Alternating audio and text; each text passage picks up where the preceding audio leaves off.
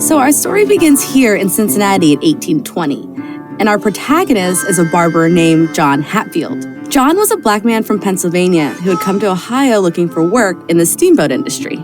A lot of people were moving to Cincinnati around that time. Cincinnati was the 6th most populous city in the U.S. in 1840. John was one of those many people who came here looking for work at the time. And he really did well for himself. Census records show that by 1840, John, his wife, and his children, and 9 of his employees lived with him at his barbershop in downtown Cincinnati. But what the census didn't show was John's other life. Aha, okay, I figured there had to be more to this story. Yeah. When John Hatfield would cut clients' hair, he'd get them all relaxed and comfortable. And then he was snipping and shaving and shaving and snipping, and he'd listen, gathering information. John, you see, was a covert agent for the Underground Railroad. Sounds really dangerous. Incredibly dangerous, indeed. And when the Fugitive Slave Law passed in 1850, the work became even more so. Slave catchers could now follow runaways to free states. So even free blacks could be captured and then sold into slavery. And so in 1853, word got to John Hatfield that 28 African-American men and women who had escaped from Kentucky had been stranded in Cincinnati. He knew he would have to act fast. Right, I mean, getting 28 people across state borders, that sounds impossible. So how did he do it? Well, I recently went somewhere here in Cincinnati to find out. Hey, good morning. I'm Decca. I'm Kathy. Kathy, nice to meet you in person. Nice to meet you. I met historian Kathy Dahl at Wesleyan Cemetery. It's a big green cemetery in Northside Cincinnati, a place that is usually pretty serene, quiet, and contemplative. And obviously today is mowing day, which I didn't know.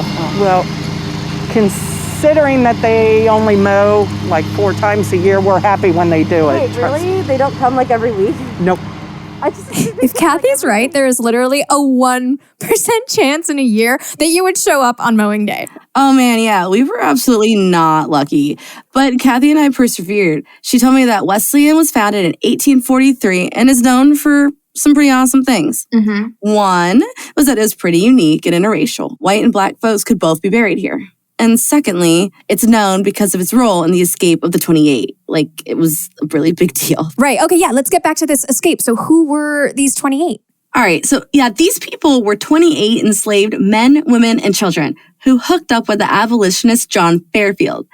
They started out in Kentucky, where Fairfield posed as a rich poultry dealer to sneak them out of the state. Then they followed the banks of the Ohio River. And at one point, get this, they stole a little boat to help them cross the river into Indiana. But then the boat sunk. And then they ended up having to wade through the river, which not only got them completely off schedule, it left them cold, muddy, exhausted, and bloody shoeless. And to make matters worse, they get wind that they're being pursued by bounty hunters. So the situation is dire. And while they're hiding, John Fairfield goes into Cincinnati and then looks up John Hatfield. And he's like, yo, I need your help. We need a plan to somehow get these folks out of here in the middle of the day. Right. How do you do that in the middle of the day? Like 28 people? Yeah, so it's pretty ingenious that they decided to throw a fake funeral at Wesleyan. A fake funeral? A fake funeral. Okay. They sent a bunch of buggies to the fugitives where they were hiding, and it took them up the roads towards a cemetery. And Hatfield and his churchgoers went like one step further, though. And John Hatfield, it was his congregation and his family that helped surround this procession to make it look more legitimate, like a funeral procession. These were African-American people, free African-Americans who stood the most to lose if they got caught. That's pretty, I get goosebumps. Oh man, I get goosebumps too. So what happened, Decca? Did they make it? Yes. So after the funeral, they hid with some black families and then continued along the Underground Railroad until they eventually made it to Canada.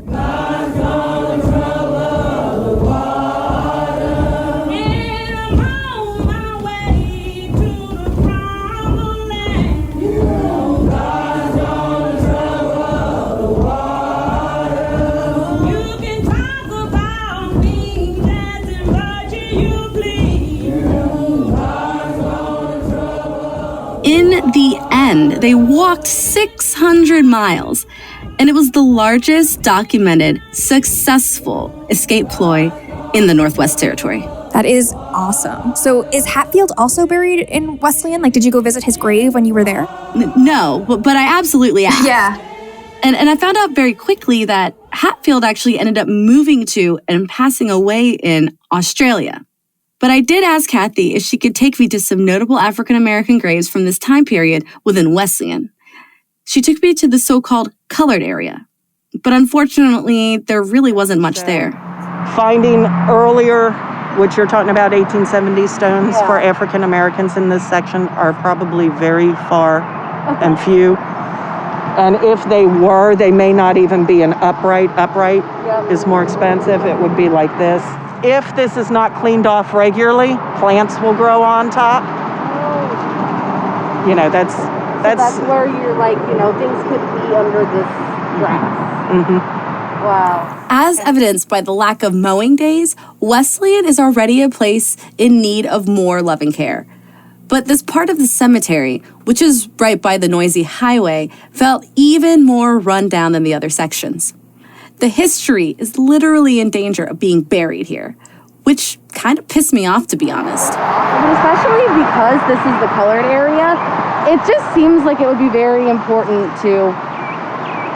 for them to just maintain. Yeah, just to like a little bit more care, right? They don't have to care a whole lot, just a little bit. And when I got into the car, I started talking to my husband about how much history is here.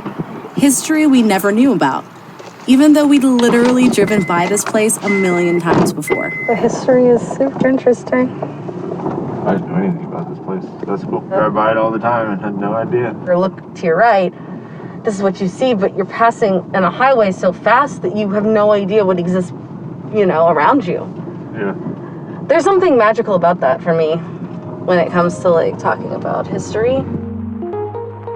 These stories aren't always apparent or easy to find, but they're so important to unearth. And finding these stories in danger of being forgotten, that's exactly why we're doing this show.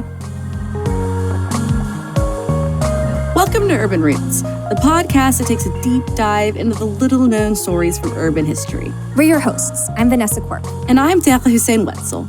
And we're so excited to kick off our first season with an in-depth look at the rich African-American history of my hometown, Cincinnati. You can think of this episode as a kind of prelude of sorts. We're going to go back, way back, to Cincinnati's beginnings, and explore how race and racism shaped the city from the start. And we'll see how throughout the city's history, African-American communities have always banded together to not only persevere, but thrive, despite the adversity.